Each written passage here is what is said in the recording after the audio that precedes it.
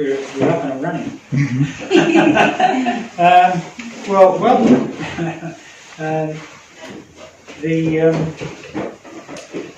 The topic is Vegaculture, which probably we're all, I think, probably a part of. And the thing is to give it a context, give Vegaculture context in terms of the way the word has arisen and the idea has arisen, and the way that Vegaculture is something which we are all, as vegans, integrated and inherently part of the Vegaculture. And the reason that I first got involved with thinking about such a thing is that in Hepburn Springs, with Continental House, when I was running that, in the early years, David Holmgren, who started permaculture, and Sue, his partner, and young Oliver's son, they were running a series of permaculture design workshops, and they were looking for places to do it, and their place wasn't quite ready yet. They've got a couple of acres and really fantastic permaculture garden in Hepburn Springs, and they were just around the corner from me, and of course, so they wanted to support really into localisation. We still have localisation activity, of which 40 or 50 people used to come to our place every month or so. The locals just bring local food, and depending on the time of year, you just ate what was there. But in the 90s, I think from 92 until 98, I think we had 6 or 7 2-week-long permaculture design courses, run ostensibly by David Holmgren with help from various other people. And so in that period of time, I had a lot of exposure really to not just the 2 weeks operation of the permaculture design course, which was an intensive in each case, and actually my facility there, we housed, I think, up to, I think there were about 25 or 26 people, I think, a couple of times, but generally it was low 20s the numbers in that area anyway. And from such a diverse range of people, like people came from overseas to do the course, other people were dairy farmers with a history of wanting to know how to better their property and better their land holding, and you had designers and architects, and the whole thing goes on, and all the alternative community hanging in there who just wanted to be running hobby farms and learning more about this particular thing called permaculture. So permaculture started initially as a permanent agriculture, is like a shortened version of permanent agriculture, with Bill Mollison, who's the in Tasmania, I think, University of Hobart Memorial down there. And David was his sort of student person who took up the gauntlet, and they lived together and they started a garden. And during that time, I think sociology, obviously, and a lot of, I think Mollison had many strings to his bow, and one of those was developing this concept of what's the pre-existing framework by which cultures actually operate under in terms of their sense of sustainability, because sustainability was sort of the agenda, of course, to see how, with the growing population that we've going up exponentially, has been anyway for quite a period of time. I think I can recollect at school, it must have been about 60, Swinburne Tech, 63 or something. I think the population was something like 3.5 million or something in Australia. It's sort of 25 now, or something, 26. And that's the same curves happening in the rest of the world, so it's changing rapidly. But predictions, of course, are another thing, is that how long we'll continue like that and what the world would be like if that happened. Already it seems that there's this effect of overpopulation and the effect of too much extraction and everything else in terms of our relationship to the world. So permaculture faced those issues early on, like that was in the late 60s, 70s, that was taking place with the development and progression of permaculture as permanent agriculture. But what happened over the years, because I think David's such a just whiz at sort of connecting the dots between biology and physics and chemistry and landscaping and just life in general, and community, particularly community, very community minded, and Mollison and others took on board.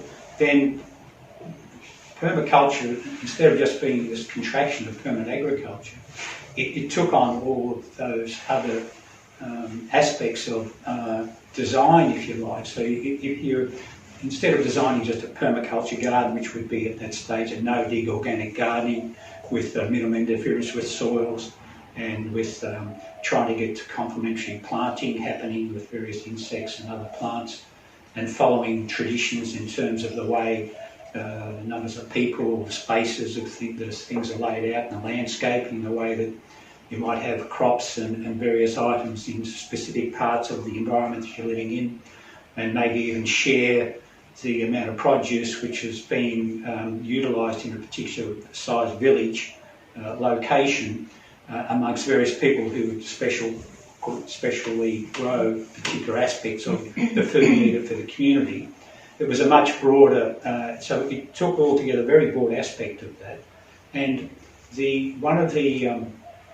so that was like the heart and integration. Instead of having like monoculture, you had a mixed culture, you had organic growing, you work with nature rather than against nature, you try and keep the natural environment as much as possible, and you respected the environment in principle and felt that you were part of this greater environment, being, you know, there's a lot later, was it Gaia, the one who coined the word Gaia for Gaia, and so that was going on. But over the years, because of this, you know, the diverse nature of where these things lead, when you look at sustainability and look at ecology and environment, what came about, this short-term phrase which ended up being that as a description of permaculture, what it ended up being is permaculture was for the for people, the environment, and a fair share. They were sort of three central aspects that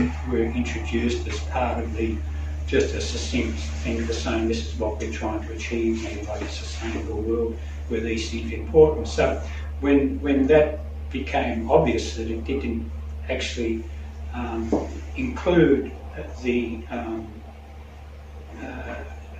aspects of breaking that down into any smaller functions, what's happening, the tradition of the permanent cultures, as it were, not just permanent agriculture. So when permaculture took on this idea of permanent culture rather than permanent agriculture only, it took on the way that the history and the context of history has grown in terms of the narrative which is told to us usually in the overall narrative of evolution happening, the Renaissance and science happening, the mechanistic idea of the world being materialism, but there's other things called nature and an energy, force and field, which is also working at the same time.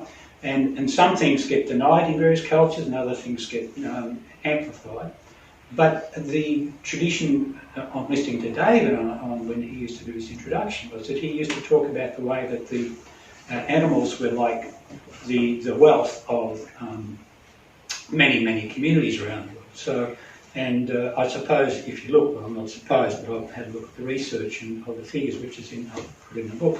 But something like the World Health Organization are in agreement, or at least they're very keen to promote the idea of using animals as a form of energy and assistance to people in terms of their daily lives. So something like, it's just at the tipping point now between there being like a 50% rural and 50% settled or more, city industrial sort of commercial living type residential complex. It's just at that tipping point in the world where we've got about half the population still in that rural village, traditional relationship with the natural world of what exists of it around them, and that they still utilise animals and they're still responsible for growing their food, and they're still responsible in terms of the family groupings and the cultures other cultures that have grown up around it. Whether that's a religion or whether it's a method of doing thing or a way of dancing or whatever else. So there's a much broader culture, of course, or the language or the interaction or the warring and the history of those things. So all of the aspects that history has as part of the growth of the evolution of our culture and our social relationships with ourselves and others, all of those things have really, because of the expansive nature of permaculture in terms of its application, once you start looking at sustainability, it's necessary to apply that same sense of relationship and sustainable values to the world in other aspects. So, to me, also being a vegan also adopting a vegan diet from vegetarian one in 1991, I was going through a transition personally. Come in. Thank you. Yeah, this chair.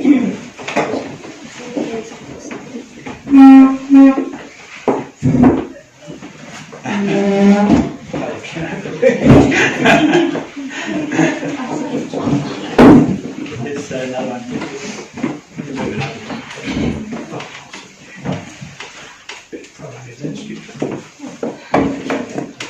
So I'm just following through a discussion on the history of permaculture and the way that permaculture as a concept and as a method and as a sort of a culture, if you like, that has grown up, and the traditions that permaculture has utilised.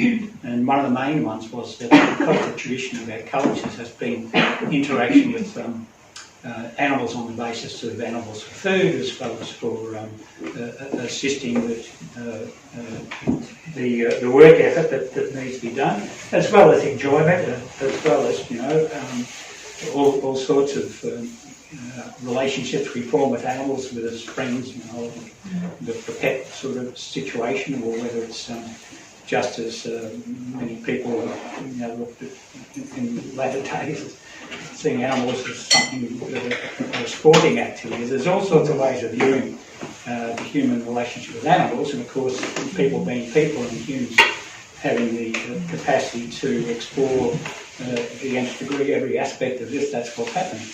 But so that having the situation where I was had been a vegetarian for 15 years and a vegan for a few years, and continue a vegan. I used to allow, I have to say that there wasn't any meat or dairy on the site when the permaculture course happened. They used to make some pasta offsite and bring it in to eat it.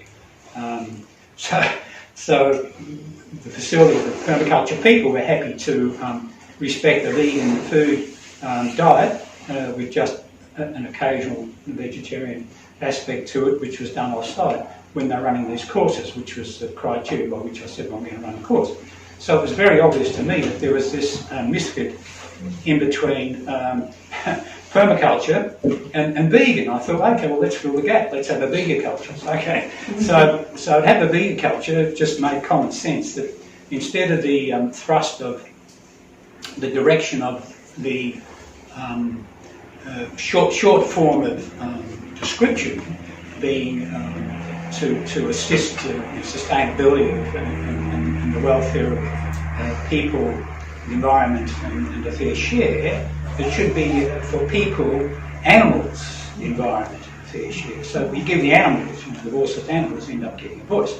And to me that made fitted into what I could see expanded the vegan aspect into the permaculture, extensive range of permaculture. I call it exploitation. That's not a good word. Well, although arguably, if you try and promote something, other people might feel that you're exploiting something. But the movement, well, certainly they're exploiting their dominant domain in terms of the way that goes about, but by introducing alternative to it. But so the vegan as veganism is also a word which I didn't think really described the vegan path, if you like, the pathway. It's dedicated to lifestyle, it's dedicated to food, and it's dedicated to assisting people. There's lots of aspects to that which are covered in the book. But it could be seen to be narrow in the sense that of the vegans I meet and of the way they live my lifestyle, it's not limited just to my lifestyle choices and my food in terms of my vegan activity. It's also my own persona, and when I talk about persona, a personality, and this applies to everyone, not just me as a person, but me generically, and to each of us, what it does, we have an aspect where we grow as individuals, and to me it's very important that we see mind, body and spirit as parts of those, all parts of the aspect of us as individuals, and the expression of those parts of us in daily life. And so that relationship is important in the way that the vegan message is, to me, expanded more. There was Kathleen and Jack Janaway were people in England that started a movement called Movement for Compassionate Living. And in that MCL, Movement for Compassionate Living, Kathleen Janaway had been, I think, Secretary or President of the British Vegan Society for a number of years, in the 80s and 70s even, I think. But she used to lecture around the place, and she was one of the people who was an early advocate of sustainability and organic gardening and doing all those things which permaculture was doing. But she wasn't doing it from the point of view of having the backlog and the nature of this hereditary experience with seeing that because previous villages and cultures, when they had an existing permanent, seemingly sustainable system of agriculture, she was doing it from a vegan perspective. So she was an early example of there being the likelihood of a vegan village. And she started, it was a vegan village, and she started a movement associated with starting vegan villages. But she also introduced in the Movement for Compassionate Living a few extra clauses to the information in terms of the definition of the original definition that vegan had, which was to do with the lifestyle choice and assisting the value of the animals, and to use food as being a reminder, I suppose, if you like, in terms of the way we run our lives, to be in harmony with the principles of compassion and kindness, which the vegan way does. But she expanded to say, no, well, okay, we're doing that, but we're also members of a community in the world which has a responsibility to see the ecology of the world maintained, and to see the values that come about through nature, and to look at ourselves in a holistic way. And so she really, I guess, in a way, is the forerunner of Vegaculture as I understand it too, because she encapsulated that idea of compassion as being the central theme of our of a major input that we can make in terms of our relationship with the world, and all of the things that come through that. And it's not purely looking at the compassion associated with our daily choice of food for animals in sense of a very strict vegan sort of message, if you look at the words. It's actually much more expansive in terms of the way that we look at the whole community and the way that we conduct our and interact with lives. So Vegaculture is really an attempt to encapsulate those aspects of permaculture which are prevalent, because permaculture, when I mentioned that there are permaculture design courses, you actually go through a permaculture design course. So there's all sorts of things which landscaping, plant use and planting. You'll talk about the actual the general information I've just been saying now. You'll talk about the history of sustainable living. And then you get a blank sheet of paper and you have a plot of land, and you work out where you put your house and where you put your land. And so you in a permaculture design course, usually, there's lots of different ways of doing this, there's lots of different aspects to it. but it usually would be one where you have a design intent to produce an ecologically or environmentally sustainable environment, which is maximising the use of nature and energy in its most limited form, rather than being excessive with material objects and with other activities. So, and of a human scale as well, which is really important. So, really, vegaculture, permaculture, movement for compassion, they're recognising the grassroots nature of our relationship as individuals with the world, but they're also working through the fact that the world, if it's going to be sustainable, needs to have sustainable little elements, and then every big part of the picture is just a whole collection of the little parts of the same picture, all of which are heading in the same direction. And so that's my attempt at trying to encapsulate those things in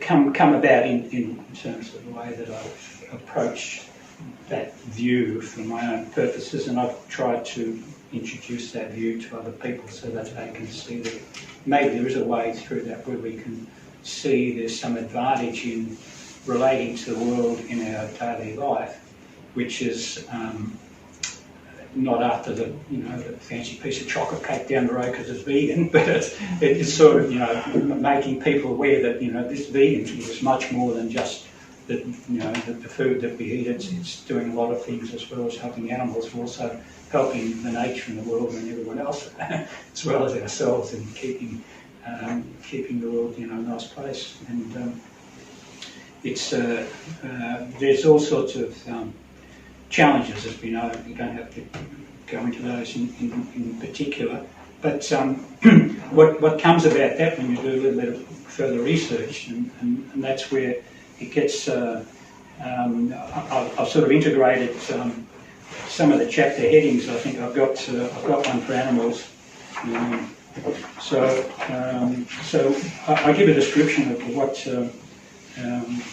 under people. I sort of give a description of like human survival and our human beingness, and then I do the same for animals, and then for plants, and then for Gaia. So there's this approach where if there's a sense of oneness, which is very apparent in the world, and if that oneness is to be expressed in its fullest extent, then the differentiation when one looks at that, or when I look at that anyway, and many other people do as well, philosophically as well as academically, and subjectively and objectively, however you're going to look at these things, and at whatever stage in life or relationship we have with the world in the way that we look at those, there's this recognition. If you go to the doctors, well, the doctor knows what your leg looks like because he's got one, and he's got sister had a pain like you had, and on it goes. So we are very connected in terms of the way that we each understand what it is being a human being, but we're very poorly versed on what it is to be an animal. So the whole idea of anthropomorphism comes up where we give animals human values, but then octopus has 8 tentacles, all of which have got different brains running them. So it's very difficult for us to be in another body. I think I've forgotten. I put it in the book. I've forgotten what its name is now. But I think about 18 months ago, a guy, he was a badger, and I know there's 3 different animals for months at a time, living the life as it would be to be another animal, which is very fascinating that people go to the trouble of doing these things.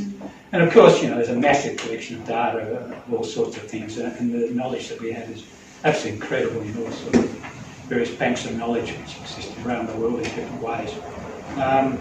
But having said all those things, that aspect of consciousness or of awareness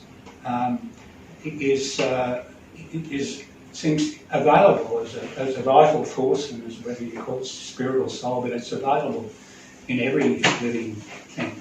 And so it's a matter of the depth that you want to look into to see where that might be in your own relationship with the world at any one time. But the more you examine and look at it, the more you see, this it's different, but there's like a metaphor here which works for me, and I can see how through my own experience, this other animal or this other plant or the world, or we can use a similar metaphor to think about in terms of the way that something is acting or reacting to the forces which surround it. So it's anyway. So that level of recognition of a oneness in everything is an integral part of, to me, the eventual sustainability, hope for sustainability, or the direction for sustainability. Because it's fine, you can have a sustainable computer industry, but it doesn't mean you're sustainable with all your rare metals.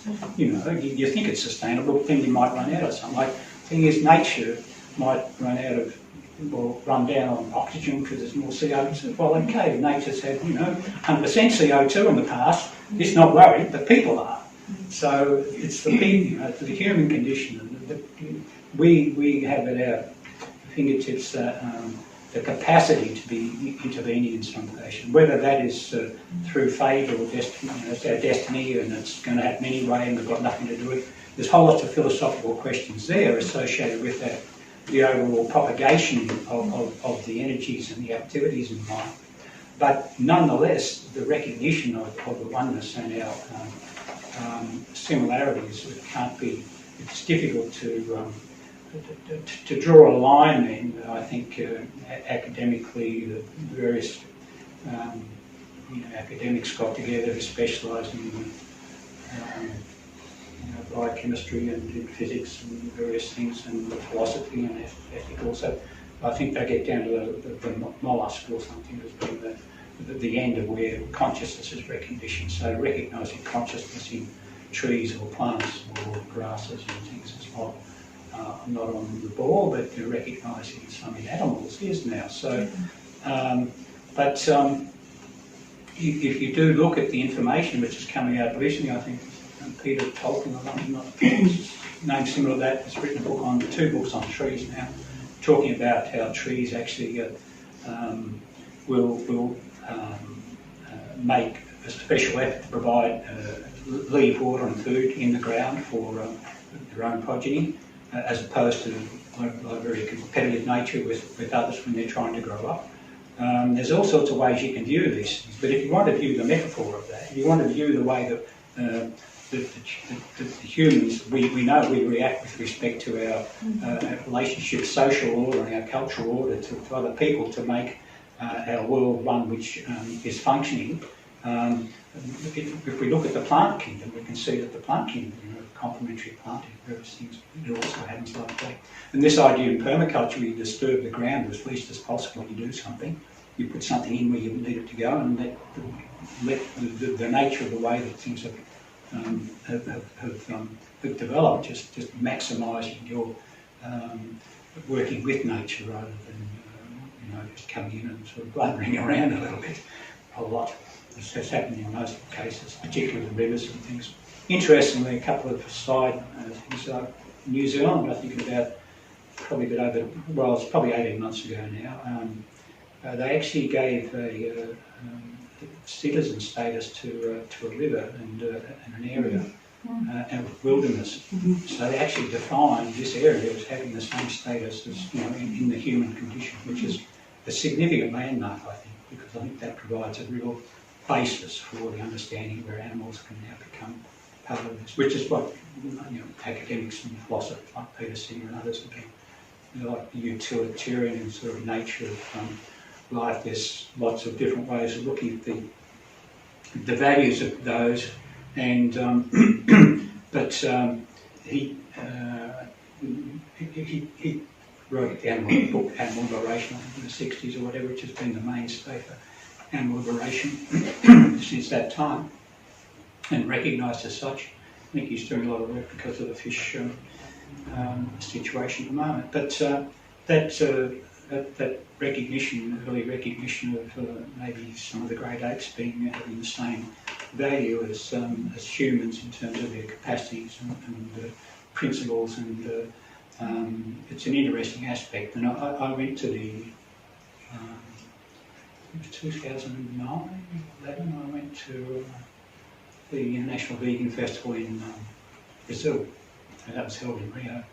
And at that festival, it was, because it's run at the Rio de Janeiro University, it was run actually by a sociologist there, Marley Euclid, who's been responsible for spreading vegetarian and veganism throughout the whole of South America, virtually single-handed in many ways. Really, really amazing.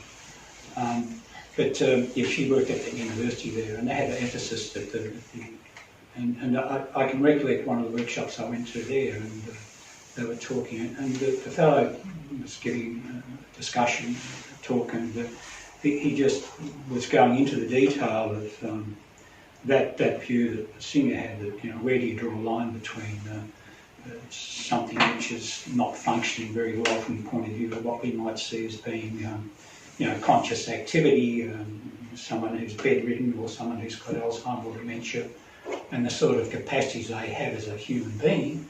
And when you can see a fully functioning ape doing all sorts of things, caring for the family and foraging for food and climbing trees and having social relationships and blah blah blah. So, you know, where is this thing, you know, that we find so precious in the human domain, that, you know, that humans are so sort of unique in this world. It's really, you know, the ego is driven just to enormous lengths to sort of justify itself in any mode, and of course it does so in every mode that it can. That's the ego. The ego mind that's what its path is, to grasp something and just work with it. When it thinks it's losing that, it keeps on going with something else. And so we have all this exploration ahead of ethics. You know, we have all these things happening with the IVF campaigns, and you've got all the things happening there with potentially artificial intelligence and all these other things that go on in life, where you just think, oh, wait on, guys, you know, just maybe take it a bit slower here. We've got 3,000 satellites, I think, already circling with getting ready for 5G. No one's asked me. People I see at my facility up in Queensland, they suffer already with health effects with 4G. So 5G is, you know, 100 times higher. And of course, you know, on a piece of paper, scientifically it reads well, and the telecommunications people are happy to promote it, but it doesn't necessarily mean that there is zero response from everyone in the world, and that's just the people who can respond and talk about it. So we'll talk about the parts of it. So you know, we do things as a human race which are really very not highly conducive to optimising the output initially. Eventually, through trial and error, which is what science does. You know, do something repetitively enough till you find out, yeah, well, it's going to work most of the time, so let's take that one. But yeah, whether you look at medication, other things where the side effects are actually, you know, many of the medications you're being prescribed side effects effectively rather than medication having much value. But that's another whole story in terms of chronic medicines for chronic patients and situations. But anyway, I'm getting off subject a little bit maybe. But so the thing is, the other aspect I wanted to introduce with my concept of Vegaculture book was this idea of there being three simultaneous levels of true reality, or words to that effect. There's a vegan called Timothy Conway who had sort of an epiphany of awareness in the 1970s, and he's had been quite recognised as by himself and others as having, you know, access to being able to see outside the world a little bit. And he looked at lots of philosophies, as we all do, and doesn't make him any better or worse or different, but he did come up with the idea of putting together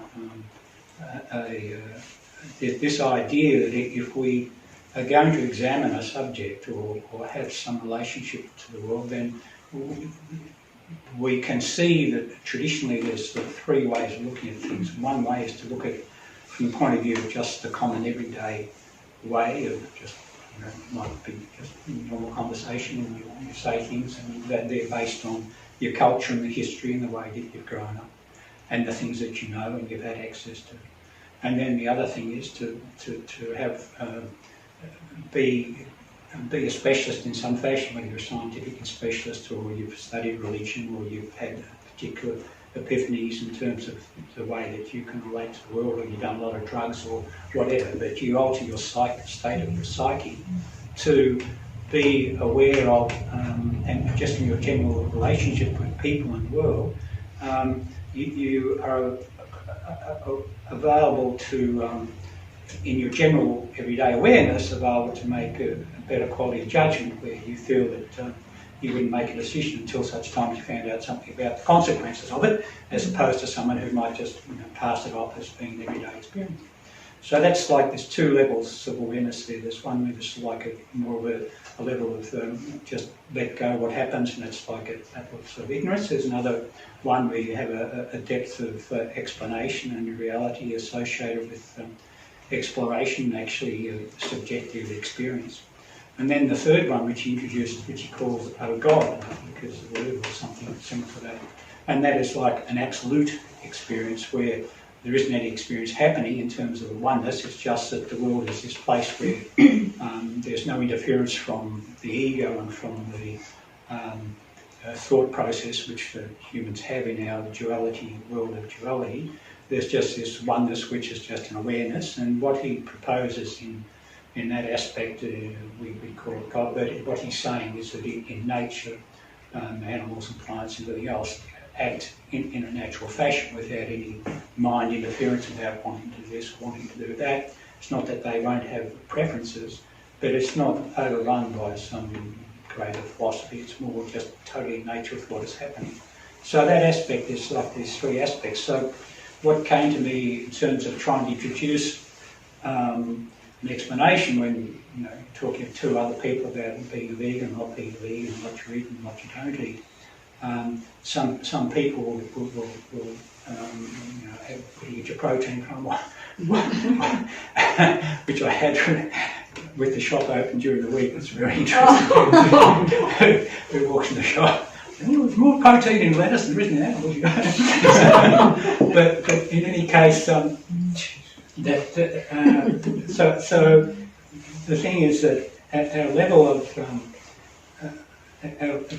of awareness in any situation, this will be the same with all of us, because we're only skilled in so many ways, and we also have changes of mood and changes of blood sugar content, all sorts of reasons why, and emotional experience. We're people, so we're not on top of what we'd like to say all the time. Things come out, but in any case, so the what I wanted to do is use that metaphor of in animal liberation, because particularly with the vegan aspect of compassion and the voiceless aspect of animals, in our sense of knowing that it needs to have, someone who's standing up in that way and expressing those unsaid aspects of large parts of the community. And there's so in animal liberation, what I saw is that the way that the everyday aspect is animal welfare, and animal welfare is the sort of one that gets the energy, because that's the one that satisfies the dominant paradigm in terms of what's necessary. If you like sheep trade, you've got to have animal welfare, so you don't stop them going overseas, but you make sure that they're okay as they go overseas. So that's like the animal welfare position.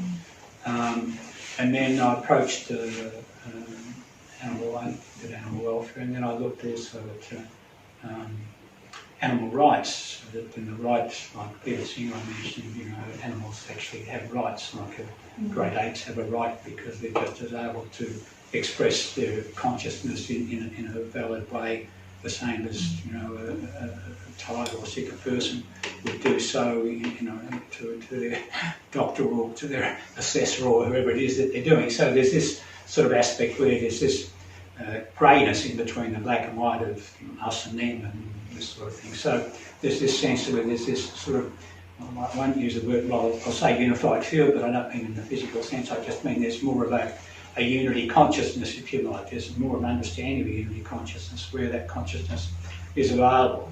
And it doesn't matter what form we have, whether we have a plant form, animal form, or a human form. There's a level of consciousness which is able to be accessed by anything in a conscious field. And it mightn't be in the same form as it's expressed, in successive lifetimes, if you believe that sort of thing, or between me and you, because we both look like humans or something. It's just that that's what there is. But in any case, so the animal rights is this secondary or second level of, I won't call it condescension because that's not right. I mean, it's a secondary level of compassion to push the boundaries of animal welfare into an area where any sort of seemingly compassionate person would actually feel, well, okay, we're doing something here for the animals rather than just lip service. So it's really the next level of sort of assistance that can be given in our interaction with the animal community, particularly in the farming animal community. And then the third level is, get his name now, it's abolition, which is Gary Gafowski. Anyway, he writes on abolition. And so the oh God level, or the absolute levels where, well, you actually don't have any animals that you're eating, just like the real vegan. That's like a vegan agenda. You don't eat animals. You're in the landscape or the river there are, what's left of whatever there is, but you certainly don't herd them up in hundreds of millions of them and cut them up to bits and eat them.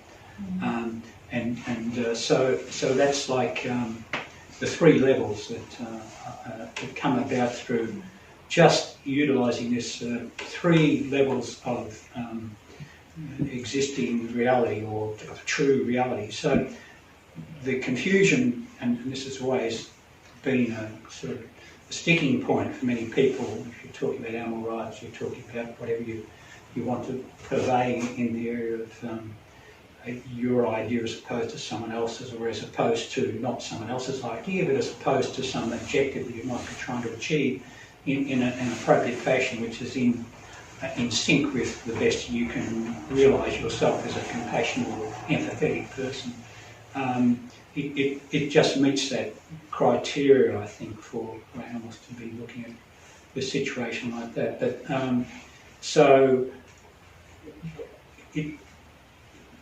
if we're trying to understand the world, and we understand that we are only one aspect of all that there is, even though we may ultimately have the total consciousness of everything around us, we still only on a day-to-day basis realise certain aspects, and we have our own limitations. So in that sense, because we are all in that situation, including ourselves, we have to realise that we don't know everything. So someone else's opinion in that sense has to be respected as much as your own opinion in a way. It doesn't have to be respected in terms of the outcome, but it has to be respected in the fact that we have other opinions. So the fair share in permaculture is also actually a fair share of opinion in the community. And instead of those vegans, being on show down here because they stop the traffic in the middle of town, it could just be, the vegans, it doesn't have to be those vegans, There's this sense, them and us. And so there's always this wedge driven to separate the oneness that we are. But it's just the nature of what's happened.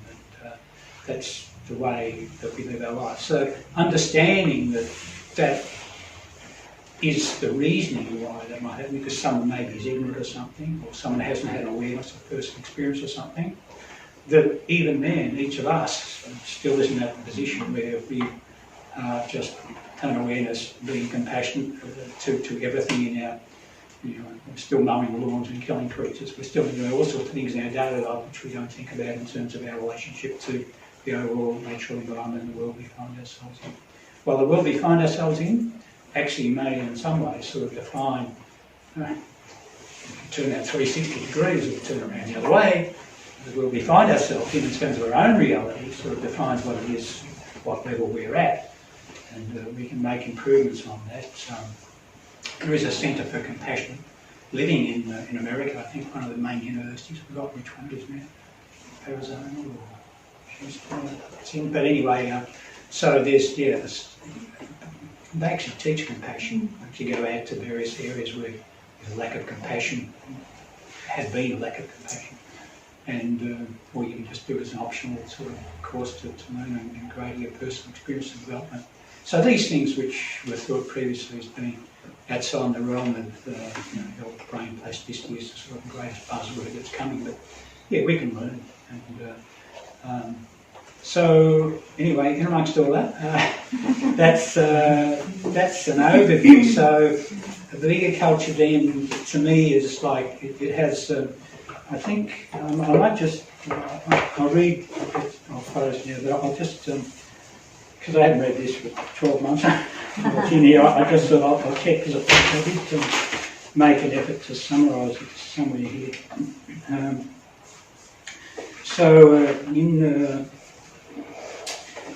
In Vegaculture, I say Vegaculture is both a personal philosophy and a public statement.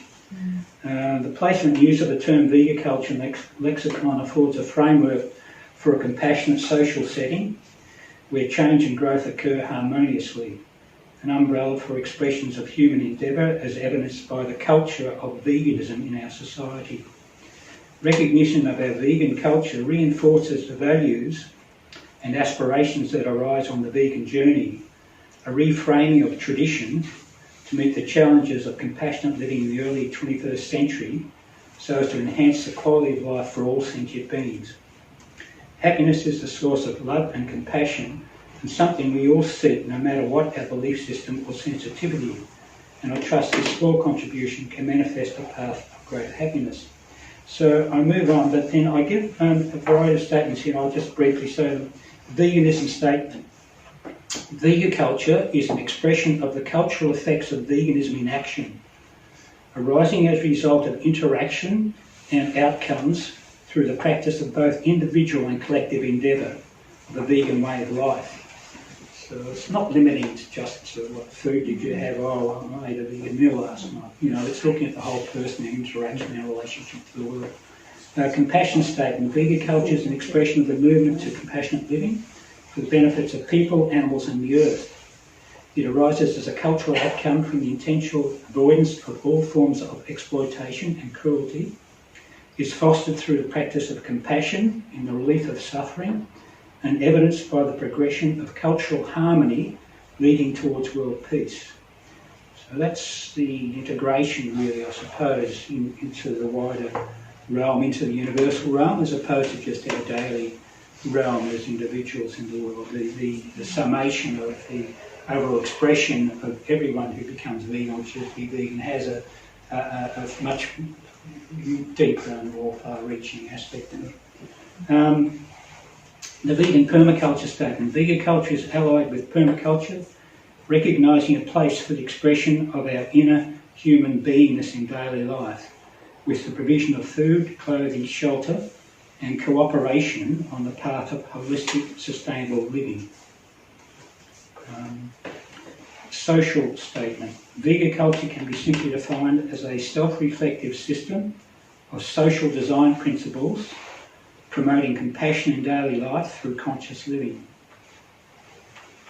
There's a congruence statement, and the congruence really is, I think, I'm just trying to see what else is here. Anyway, Vegaculture is a reservoir of vegan awareness and a source of support for veganism and non-violent action that flows from vegan activity and compassionate living, enabling harmony through cooperation for emergence of world peace. So the support for veganism and non-violent action that flows from vegan activity and compassionate living. So Vegaculture is a reservoir of that, and that's a reservoir that's hardly untapped, and I think the same happened the first time I realised this was, I think I was working with a Russian, I worked as an engineer, I was working with a Russian engineer, and we talked about Russia, and he said, oh yeah, no, Stalin and this and that, and then someone else came along, they rewrote all the books, and I said, well, when are they rewriting the books? He said, no, they just keep rewriting history.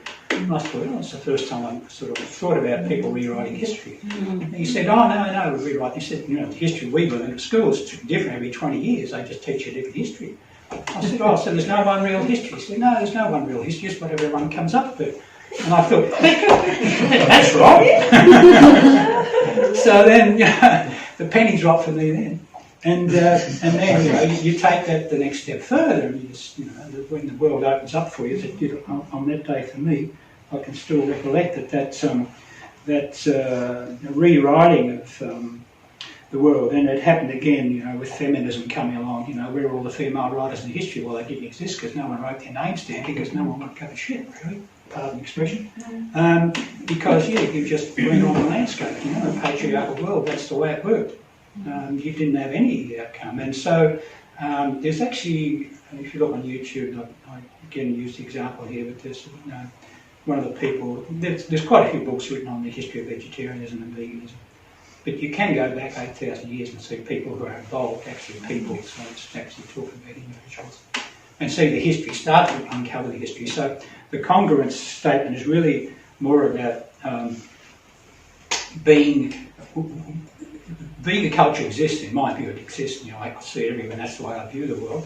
But I think it's always existed, it's just that it's never been written about. So that's sort of, it's one of the things to uncover. So part of that idea of that is to uncover it.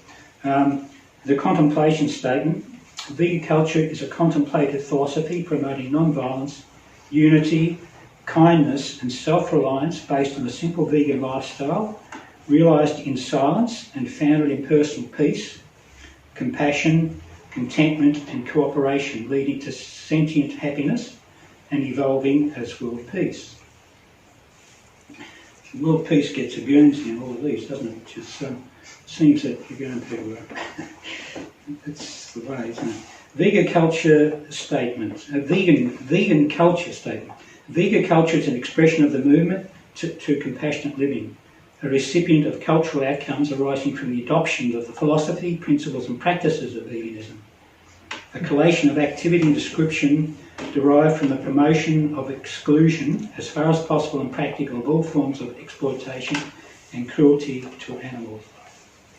The personal philosophy statement, Vegaculture has self-proclaimed boundaries, even though enacted with our highest intent, where near enough is never good enough. It is a process of selection and refinement of knowledge and preference from a quagmire of limited experience and partial truth. And then a public statement. Vegaculture is open to public questioning, where the expression of values reap their own reward. If full alignment and adoption by the collective is to ultimately become a mandatory measure of a rational response for universal acceptance, then we are doomed to paradox. I'm therefore drawn to another dictum to elucidate my predicament. A response that is accepting of both and neither nor, the humbleness of not knowing and the acceptance of what is. So that's my concluding remark there. And so thank you very much.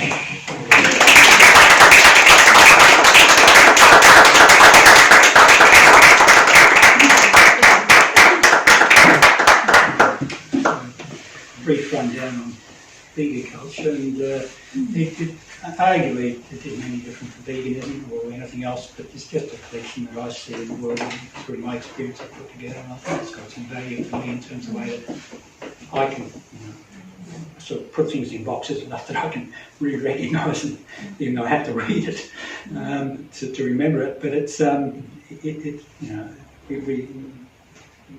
we have our experiences and we act in accordance with our best intent, and the thing of doing no harm is really, really uppermost, I think.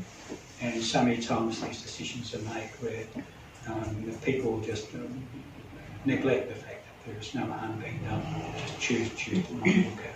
Interestingly, if you're eating food, there's actually a release response in the brain to, if you're eating animals, to allow you to eat the animal, actually. That's been tested. So it's not that the universe doesn't know. Maybe we should be questioning what we're doing here. But anyway, that's just one example. But anyway, look, thank you. And if there's any informational questions you want to, I'm happy to discuss anything. You seem to avoid the word veganic. Any particular reason for that? Veganic? Well, no, just that in the emotional code, I don't use the word much myself, but I use it in the book, and veganic is vegan organic, contraction vegan organic.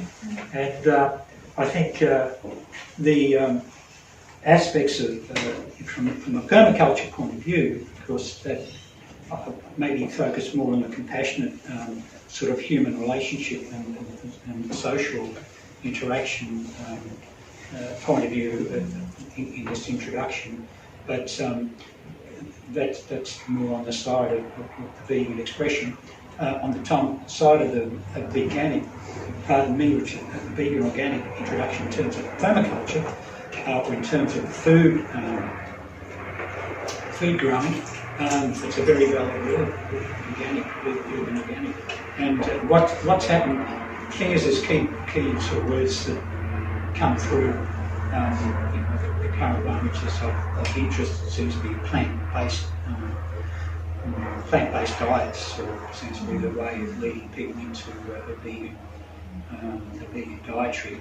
I think veganic's sort of the way of leading people into a vegan organic food growing method. It's just that there's a lot more people who are eating plant-based diets than there are growing organic food. So it's just one of those things that doesn't get a Guernsey. But for the people who are involved in agriculture, veganic is highly, well, you could say it's controversial. In other ways, it's just so historically correct. I remember talking to David Holmgren once, and he went to, I don't mention his name in the book, I don't think, but he went to Japan to start lecturing on permaculture in Japan. He went to some area in Japan and he said, and they were all doing organic gardening. The whole Japanese community where he was, I don't know how extensive it was around Japan, he seemed to think was much more extensive, very traditional. But they were organic gardeners, they were vegan organic gardeners in Japan. They didn't mix, they had seafood and things, they didn't use any of the nutrients of the leftovers from anything, from the animal stock at all. And so he said to me, well, vegans going there. And I said, what do you do? He said, I told them how to reuse them. I told them how to reuse animal parts and make their ground more fertile, in his view, So, this is, but yeah, there are traditions of veganic which go back quite a long way, and it's just the last 200 years he was talking about. Who knows, the hundreds and thousands and tens of thousands of years before that? I don't know. I mean, quite often, presumably, it would be the case that large tracts of land and large amounts of produce and maybe even long lost civilizations of people growing vegan organic food, which hasn't been passed down through the tradition because it's not the tradition because we've got so many animals now, because you use, this is the thing, don't waste, not allowed to waste, We're wasting the bloody world, but that's okay, don't waste this animal shit, You tie up your bag of horse poo and sell it to someone, it's unbelievable.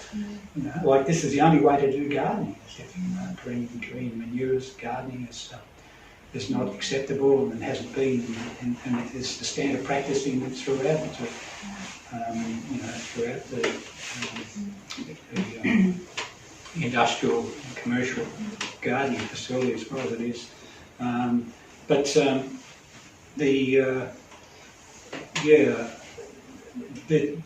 All these things have limitations. You could say, veganic is vegan organic gardening, in the way that the intent is, that's good.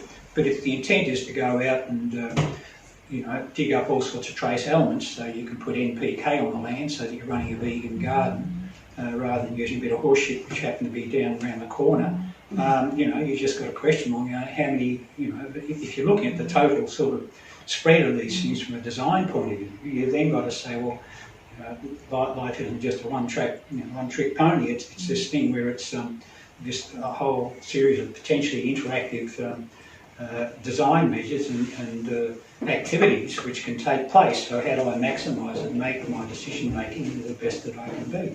And I'm not suggesting the only way to get trace elements is to go out and dig them up somewhere else and carry them long distances, but I'm just saying lots of the things which we do from when the world comes to this place where we've got this global view of interchange, where I can, with a CSIRO, spend time designing a pineapple which has got quite a good shelf life just in its own skin, and has satisfied communities around the world for eons. Well, you want to introduce them to supermarkets, you cut the skin off, you put a bit of plastic around it, and you shove it in a refrigerated container, then you put it in the supermarket and you sell it to someone as a fresh pineapple, And you just think, no, that's not the way you're supposed to think beyond that, So it's easy to get tied up with science and academia and look at the sort of the construction of things which supposedly a greater shelf life is the thing we're aiming at. Therefore, it becomes the dominant design criteria by which you do something. If there's a dominant design criteria, or something which is just totally negated by the fact of common sense, we should be more aware of it. But the problem is that we're broken up into so many little areas that, I've got this little bit of common sense, but I haven't got any general common sense. I've only got this little bit, which someone told me about. And you think, no, well, it's not very common. Common sense isn't very common. It's very disturbed. And so educating people, rather than people growing organically, growing vegan organically, and I mean, you've got access to drive. Just because I lived in a location with all sorts of communities and people that are coming through and formed a very strong permaculture community around me, and where I am now with in Granda with all sorts of raw food community and others at the edge of the sort of the acceptable sort of mainstream, sort of dominant paradigm knowledge. And you see kids growing up at homeschooling and things like that. I mean, it's so totally different. It's just this whole different atmosphere and different sort of expectation, and so just this naturalness which just bubbles up. That energy, good energy. Yeah, it's amazing.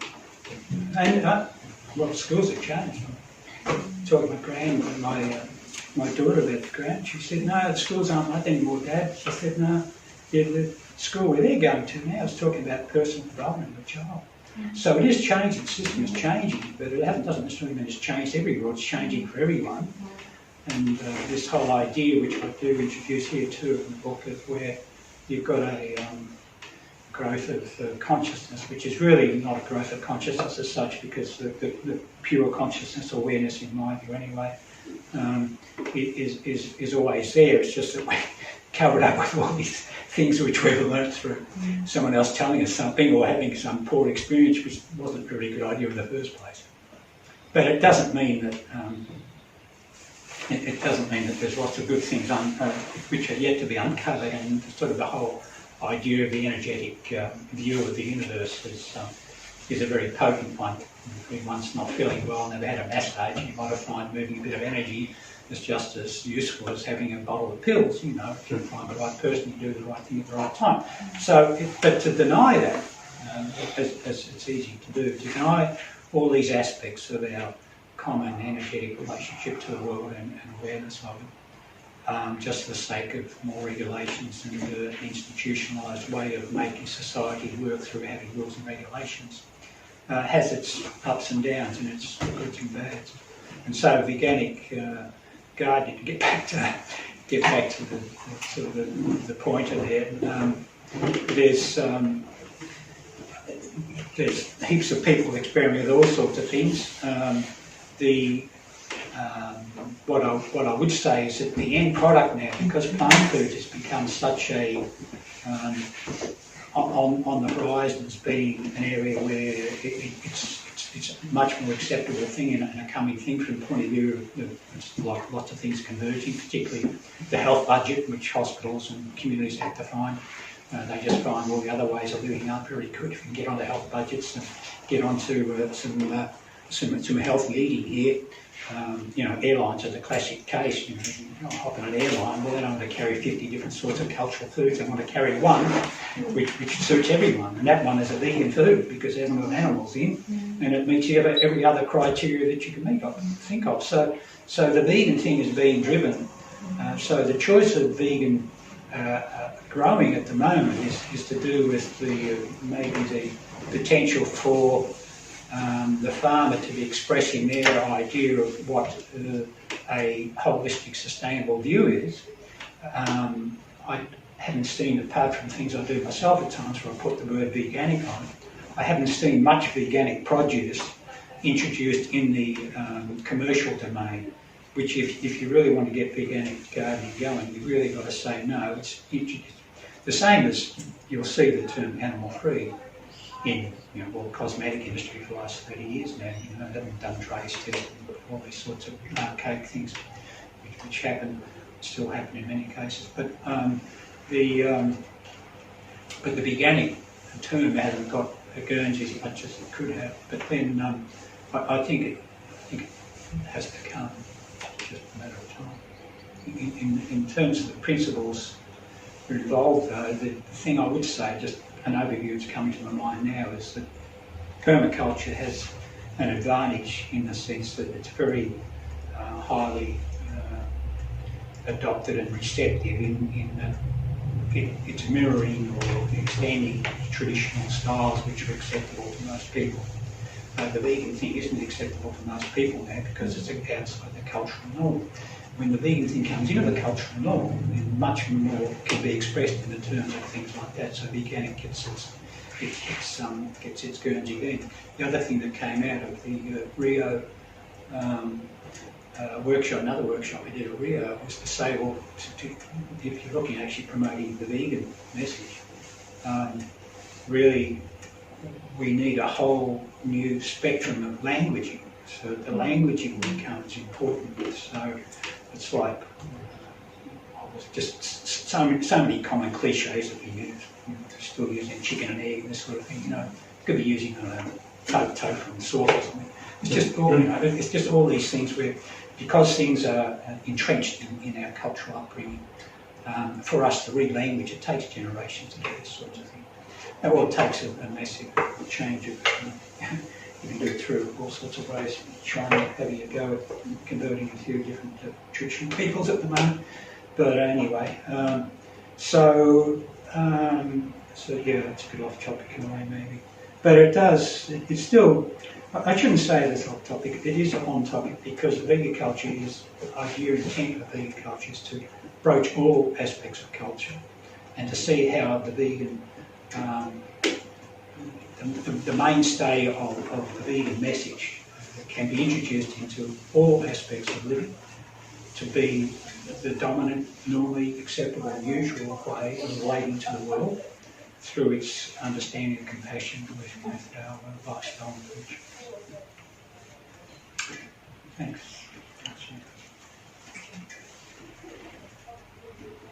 Any other questions? Okay. What's your view of biodynamic farming, given that there is a component in there that does use animal products, albeit a small component? Yeah. What's your view? Well, I eat biodynamic food, so my view is I have to accept that's what I do, I eat it. So therefore you could say, as I would say, because I'd say, well, the people who don't eat animals, then you're not, sort of that. But so I'm complicit in biodynamics personally. I talked to, whatever his name is, I've got just a time recently, the guy who ran all the testing in Australia. Was it Alex? Yeah, Alex Podolinsky, yeah. Podolinsky used to run, I think he did over 1 million kilometres. He said, driving around from farm to farm, and he said a lot of Peugeot or whatever it was. But when I was writing the vegan guide to Melbourne years ago, I wrote a section on, in the 90s, around about that same time, early 90s, so I wrote a section on vegan organic scene. And so I rang him and asked him, I said, well, what's your view of biodynamics and its relationship? He said, well, look, what we've got here is transformation. He said, you can say, well, we're utilising animal products, but those animal products go in the soil, and the microbes do their work, and then the humus is there, and then the whole thing gets stirred up. So you put a dead animal on the ground, and then you've got a lettuce coming out of it. So he said, is that lettuce the dead animal? He said, well, you work it out yourself. But I mean, so you can have that sort of, I won't say scientific, but biodynamics is much more about energetics, because what biodynamics do is actually goes past the science of molecular activity, because they keep reducing and reducing. They'll take some cow manure and put it in a horn for a week or two or whatever, and it has this magic property which supposedly, and which does, when you get the product out of it, assist with the growth at certain levels of produce alike. When you spread it on the ground, it's a 501 or 502 or whatever the control thing is. So there is a use case there, but you're mixing it in proportions where if you actually do the sums, there's millions to one, so there's not one atom of the original substance left in it. So you're still using animal product to do it. The thing that I see with the biodynamic industry is, it's an interesting background, because Rudolf Steiner, who was sort of the one who introduced that, was quite a mystic. He had a few claims to fame, one of which he was on the 3 people crucified at the time of Christ in the previous birth. He apparently claimed he was on the right-hand side of Jesus at the time. So he had it was a good story that he spun in terms of his history, but he was a mystic in many ways. But and there's no doubt that if you look at the Steiner school and the way of upbringing and these things, it's really, really quite just amazing. It's just so in tune with nature and energy and activity, and I wouldn't be criticising it whatsoever. It really seems to me to be much more natural introduction to the world for young people than what we have today in our own classrooms and in our own lifestyles. I think it's just wonderful. Montessori is the other one that does that. But by the same token, it's still dominant on the use of animals, and the idea that there is an animal product around which has usefulness, and therefore you use it. Now, to me, this is where I guess there's a grey line in the Vegaculture thing. The Vegaculture thing, I'm not suggesting is vegan in the sense that it's I'm writing about a description of how a system might work. I'm not saying this is how it should work. There's a big difference there. Now, with the biodynamics, I've talked to people who have been testing, actually, Biodynamic Institute themselves in the Netherlands, I think. I met someone at the World Food Festival in Germany, and she worked there. And she was, they were testing the seaweed in cow horns. Now, still using a cow horn, but they were testing seaweed and then various dilutions of seaweed to see what effect that had in terms of the gardening aspect, in terms of the price of the growth of the crops that came out of it. So, in that sense, I suppose maybe you could use a plastic cow horn. I mean, I don't know how far you have to take the science to get the reproduction of the energies, which are obviously able to be harnessed just through that. But his methodology, when Steiner was there working in the 1930s, that's what he came up with. This pile of cow shit, this cow horn, this dead cow, put the two together, mix it up until such time as there isn't any left, put it in the ground, spray it on your crops, and you've got beautiful food. Why does the universe download that stuff to this guy to do this at this time? I have no idea. But it worked, and it still works. So, but biodynamic, it's a very, very time-consuming and very sort of personally integrated aspect, living your life in a biodynamic farm. It's really, really, really serious stuff, I think. And I don't know these days. I certainly can't see it being, it can't be repeated through some mechanistic sort of view of the world. It's totally the opposite. It's just trying to work with nature as much as possible. But in terms of eating it from a vegan perspective, you look at the alternative. This is always the crux of this vegan issue, in my view. There's vegaculture, veganism, or vegetarianism, or anything. We're eating plants which have just as much sentient life as me, in a way, in my own sense of it. So it doesn't matter what you put on the ground to introduce that plant. If you're going to introduce it in your mouth, that's what you're eating. And so the closest way you can get around that is then you move, as I understood, you move to a high fructose. So you feel, well, in nature you might have you know, a tomato plant 50 tomatoes, and they're all, you're not killing the plant, the plant comes and goes, you're bringing life to that seed by putting in the ground, which you dedicate to planting. So we have a relationship in terms of our gardening or our access or our assistance with the life force of that particular seed. We're introducing to a place where it can actually grow in the world and have a life as we understand what our life is in our same way. But and then we partake of it, we can let it die naturally, but we're taking the fruit of that plant. Now the fruit of those plants might have 10,000 seeds that might all drop on the ground underneath that tomato plant. You don't get any tomatoes there next year, or the year after ever, because none of those seeds, you know, none of them will. So, and the same is said, if you have an acorn tree and you've got 3,000 acorns drop off the tree each year, not one underneath the acorn tree grows, or maybe one.